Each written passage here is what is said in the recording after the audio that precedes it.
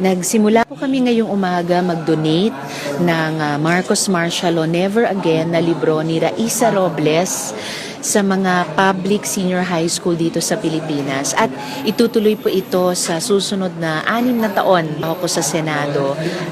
Kakatasin po yung sweldo ko para dito bilang isang maliit na ambag ng henerasyon ko na maikwento sa mga kabataan ngayon.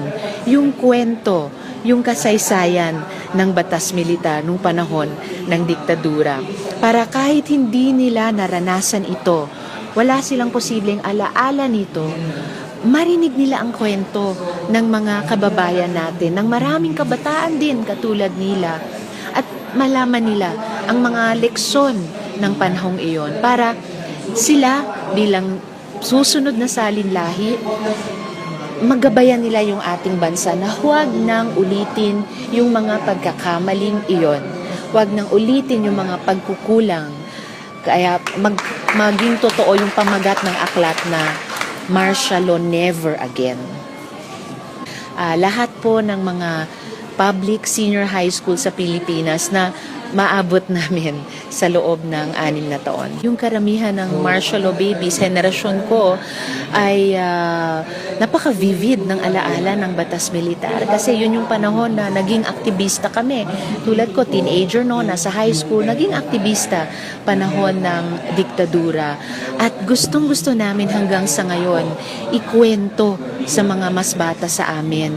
Yung aming mga karanasan, alaala, at leksyon, ayaw namin na makalimutan nila or mabura ito o mabago ng ilang mga kababayan natin na may agenda na huwag nang malaman, huwag nang singili ng accountability, mabaon sa limot ang ganitong mga karanasan. Yung disillusionment or yung parang isang false nostalgia na napakagaling ng batas militar noon, napakaganda ng diktadura, ibalik natin iyan.